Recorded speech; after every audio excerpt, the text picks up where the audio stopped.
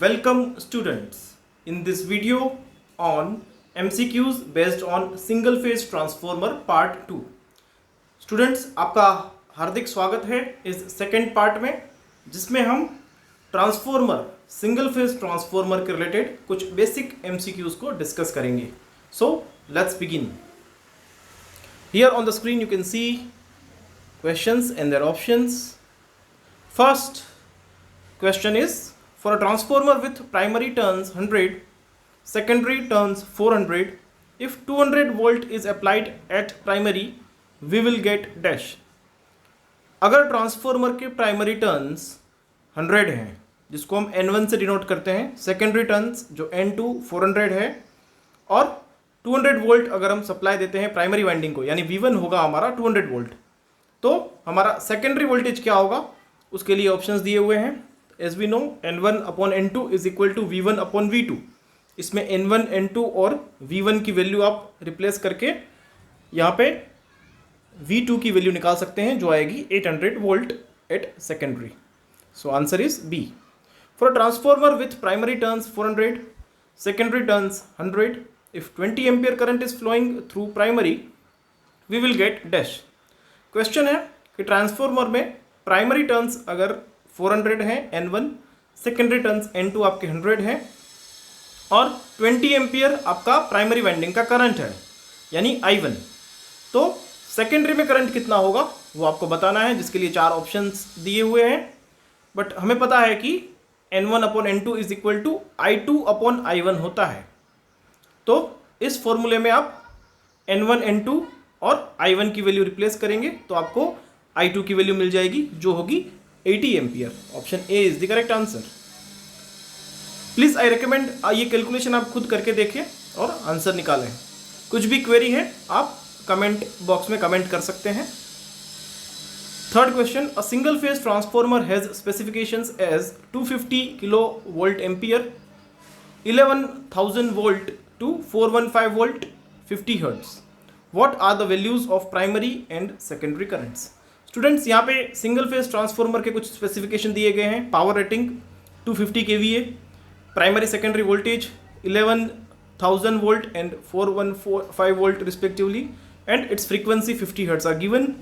तो हमें बताना है कि प्राइमरी और सेकेंडरी करंट कितने होंगे। स्टूडेंट्स यहाँ पे जो पावर रेटिंग दिया हुआ है that is 250 kilo volt ampere, उसको जब हम प्राइमरी साइड के वोल्टेज यानी कि 11,000 वोल्टेज से डिवाइड करेंगे तो हमें प्राइमरी साइड का रेटेड करंट मिलेगा।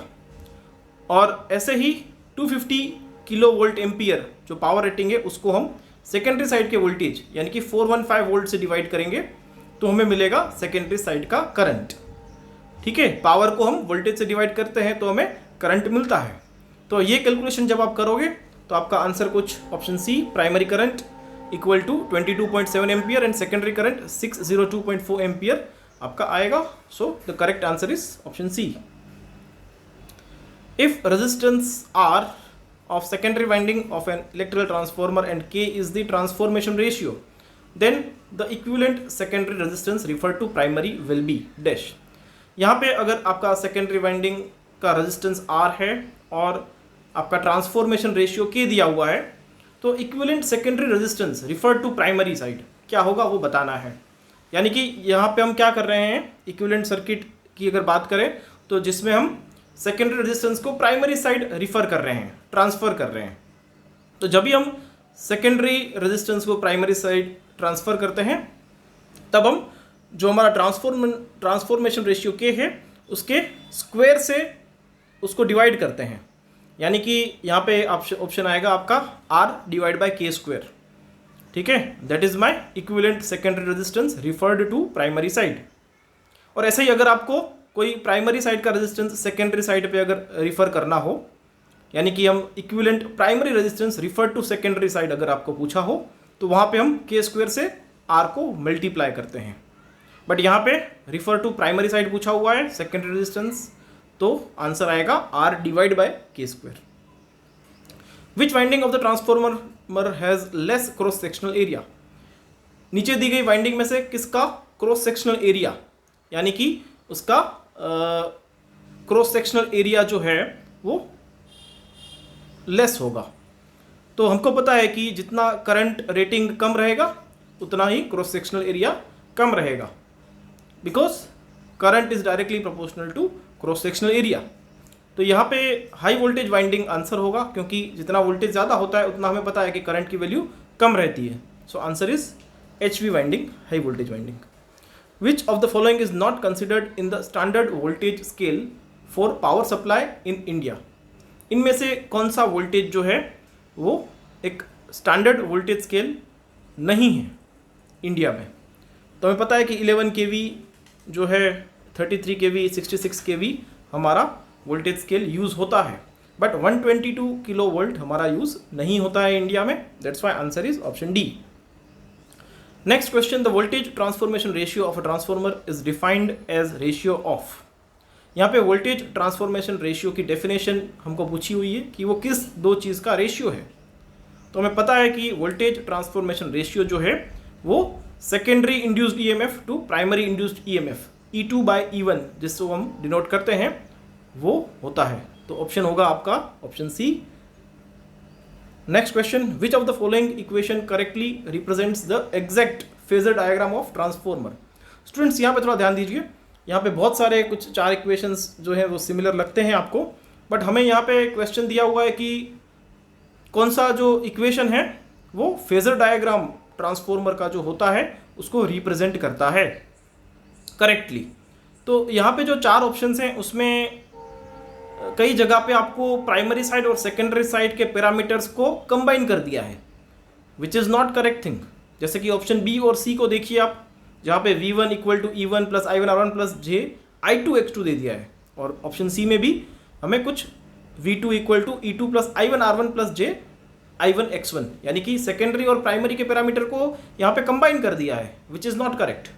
सो ऑप्शन ए और डी के ही हमारे पास कुछ उम्मीद रहती है, बट ऑप्शन डी जो है वो सही नहीं है, क्योंकि प्राइमरी साइड की बात करें तो ये जो 2 ऑप्शन है वो प्राइमरी साइड के पैरामीटर में दिए हुए हैं, और प्राइमरी साइड पे जो आपके सप्लाई वोल्टेज रहता है जिसको हम V1 से डिनोट करते हैं वो कितना होता है?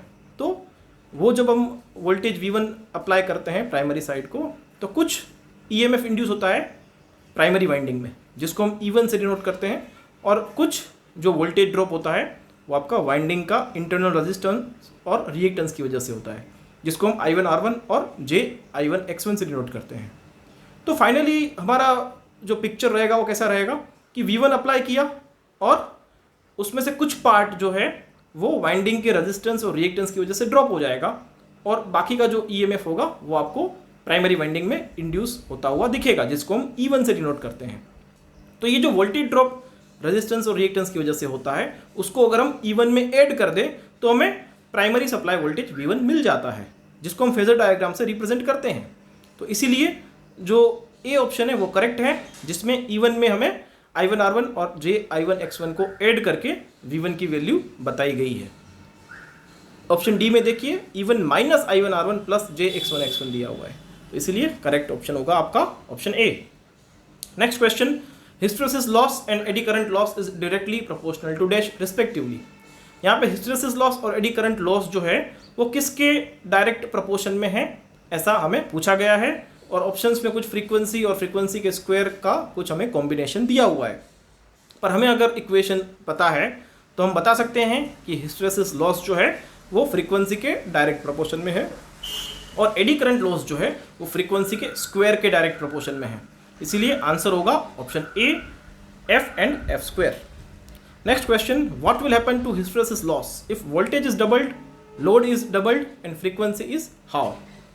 तो यहाँ पे देखिए स्टूडेंट्स, हमें क्वेश्चन में पूछा गया है कि हिस्टेरेसिस लॉस जो है उसमें क्या चेंज होगा अगर हम वोल्टेज को डबल कर देते हैं, लोड को भी डबल कर देते हैं और फ्रीक्वेंसी को हाफ कर देते हैं।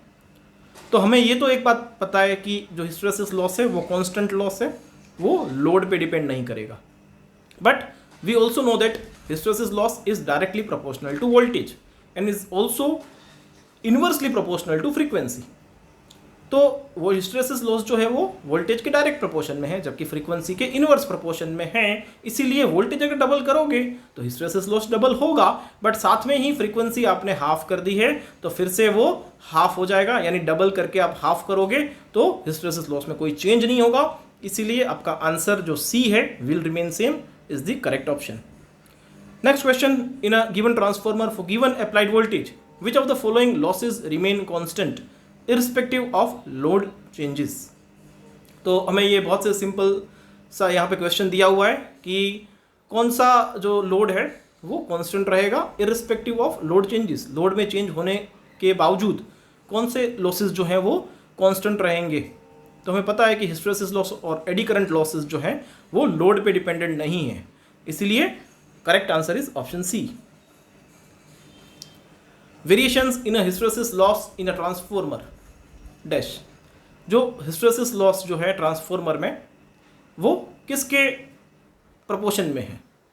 तो हमें मैक्सिमम फ्लक्स डेंसिटी बी जो है उसकी कुछ यहाँ पे पावर के फॉर्म में हमें ऑप्शंस दिए हुए हैं, और अगर हमें फॉर्मूला पता है तो हम इजीली बता पाएंगे कि वो maximum flux density B max के 1.6 पावर के डायरेक्ट प्रोपोर्शन में होता है, specially in iron core. So option B is the correct answer. Next, full load copper loss of a transformer is 1600 watt.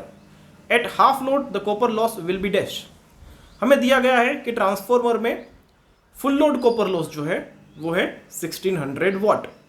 तो हाफ लोड पे copper loss कितना होगा। तो हमें पता है कि कॉपर लॉस होता है I2R losses.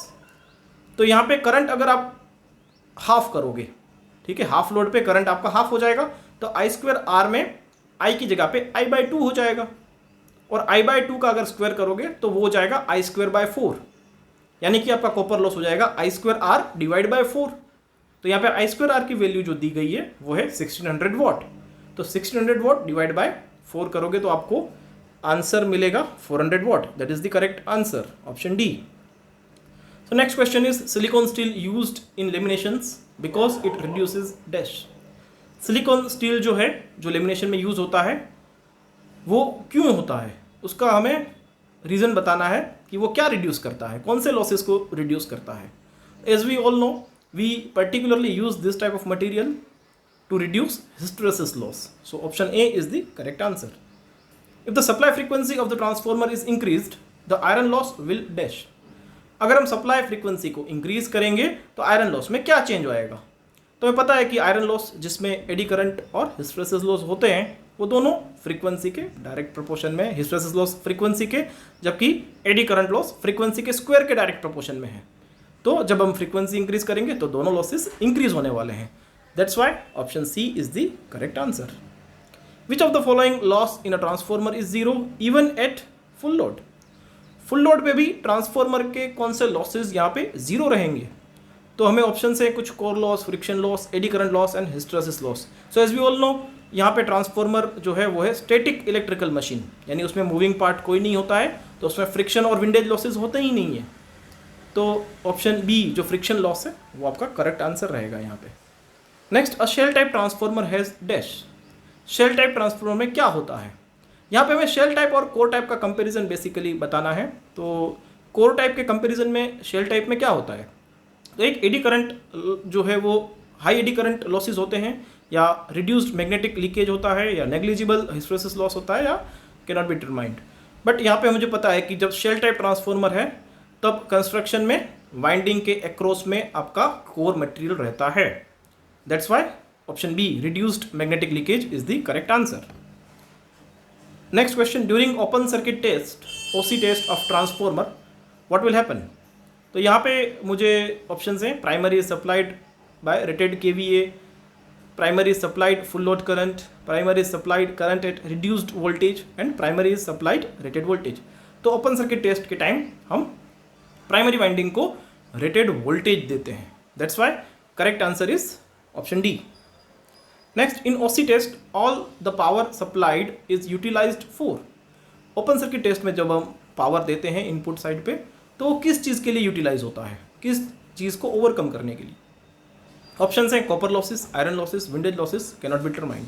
But as we all know open circuit test में आपका जो सेकेंडरी है वो ओपन रहेगा, तो लोड होगा ही नहीं, सिर्फ नो लोड करंट फ्लो करेगा और उससे जो लॉसेस होंगे जिसको हम आयरन लॉसेस से जानते हैं। So option B is the correct answer. Next, total core loss can be termed as. Total core loss को हम कौन से दूसरे नाम से जान सकते हैं? ऑप्शन है AD current loss, hysteresis loss, copper loss और मैग्नेटिक लॉस। यहाँ पे core loss, total core loss की बात है। वैसे core loss eddy current loss और हिस्टेरेसिस लॉस का सम होता है, बट यहाँ पे टोटल कोर लॉस का अगर हमको दूसरा नाम देना है तो उसको हम मैग्नेटिक लॉस दे सकते हैं। So option D is the correct answer. During short circuit test why iron losses are negligible. Short circuit test में आयरन लॉसेस नेग्लिजिबल क्यों होते हैं? ऑप्शन है current on secondary side is negligible, voltage on secondary side does not vary, voltage applied on primary side is low, full load current is not supplied to the transformer. तो यहाँ पे short circuit test की अगर बात करें और उसमें अगर आयरन लॉस की बात करें, वो नेग्लिजिबल माने जाते हैं। क्यों? क्योंकि जो सप्लाई वोल्टेज है वो बहुत ही आपका कम रहता है और आयरन लॉसेस जो है वो वोल्टेज के डायरेक्ट प्रोपोर्शन में रहता है। तो अगर वोल्टेज कम रहेगा तो आपका जो आयरन लॉसेस है वो भी बहुत कम रहेगा, जिसको हम निगलेक्ट करते हैं। So that's why option C, voltage applied on primary side is low, is the correct answer. Next, short circuit test on transformer is conducted to determine dash। जो शॉर्ट सर्किट टेस्ट परफॉर्म करते हैं transformer में, वो क्या हमको determine कराता है, वो क्या हमको बताता है? ऑप्शन हैं core losses, copper losses, hysteresis losses और एडी करंट लॉसेस। तो हम कॉपर लॉसेस निकालने के लिए, कॉपर लॉसेस को डिटरमाइन करने के लिए शॉर्ट सर्किट टेस्ट परफॉर्म करते हैं ट्रांसफॉर्मर पे, इसीलिए करेक्ट आंसर होगा option B, copper losses. Next, on which factors transformer routine efficiency depends upon. तो ट्रांसफॉर्मर की जो रूटीन एफिशिएंसी है, यहाँ पे ऑल डे एफिशिएंसी की बात नहीं है, जो रूटीन एफिशिएंसी है जिसको हम output power upon input power से बता सकते हैं, वो किस पे डिपेंड करेगी? तो यहाँ पे जैसे हमें पता है कि आउटपुट पावर जो है और इनपुट पावर जो है वो लोड करंट पे डिपेंड करता है और as well as power factor of load पे भी डिपेंड करता है। तो यहाँ पे जो ऑप्शन डी है, लोड करंट और पावर फैक्टर, वो आपका करेक्ट आंसर होगा। So option D, load current and power factor both. Next, a good voltage regulation of a transformer indicates dash. Students, पहले आप समझिए वोल्टेज रेगुलेशन होता क्या है। वोल्टेज रेगुलेशन जो है वो हमें बताता है कि ट्रांसफॉर्मर को जब आप नो लोड कंडीशन में रखते हैं और फुल लोड कंडीशन में रखते हैं, वो दोनों कंडीशन के बीच में जो वोल्टेज में चेंज आता है, वोल्टेज में जो फ्लक्चुएशन आता है, उसको हम with respect to full load voltage indicate करते हैं, उसके परसेंटेज में बताते हैं, वो हमारा वोल्टेज रेगुलेशन का वैल्यू होता है। यानी कि अगर वोल्टेज रेगुलेशन आपका ज़्यादा है, मीन्स व्हाट, कि नो लोड वोल्टेज और फुल लोड वोल्टेज के बीच का जो डिफरेंस है वो ज़्यादा है, ऑब्वियसली नो लोड वोल्टेज ज़्यादा रहेगा, फुल लोड वोल्टेज आपका कम रहेगा। तो और यहाँ पे हम ये भी एक बात जान सकते हैं कि गुड वोल्टेज रेगुलेशन क्या होता है। अगर वोल्टेज रेगुलेशन की वैल्यू कम है then it is a good voltage regulation, because less value of voltage regulation indicates that कि आपका नो लोड वोल्टेज और फुल लोड वोल्टेज के बीच का डिफरेंस ज़्यादा नहीं है, कम है। That is the desirable thing, वो हमें चाहिए। हमें चाहिए कि नो लोड कंडीशन और फुल लोड कंडीशन में जो टर्मिनल वोल्टेज हैं ट्रांसफॉर्मर के लोड साइड के, वो चेंज ना हो, उसमें ज़्यादा चेंजेस ना हो। दैट्स वाई यहाँ पे जो ऑप्शन ए है, output voltage fluctuation from no load to full load is least, और यहाँ पे गुड वोल्टेज रेगुलेशन की बात है। दैट्स वाई ऑप्शन ए जो है कि आउटपुट वोल्टेज का fluctuation from no load to full load वो कम से कम है, तो that is the correct thing. So option A is the correct thing. I think you understand voltage regulation. Next, which of the following is the main advantage of an auto transformer over a 2 winding transformer. Auto transformer का main advantage क्या है अगर हम उसको 2 winding वाले transformer से compare करें? तो हमें पता है कि मेन जो हमारा एडवांटेज रहता है वो सेविंग इन वाइंडिंग मटेरियल, जो कॉपर मटेरियल है उसमें बहुत हम सेविंग कर सकते हैं। So correct option is option B, saving in winding material. Next, last question in this part 2, total windings present in auto transformer are dash. हमें पता है कि ऑटो ट्रांसफॉर्मर में सिर्फ एक ही वाइंडिंग होती है, that's why correct option is option A1। So thank you students for being with me and keep watching my videos. Soon you will get part 3 of MCQs on transformer. Thank you so much.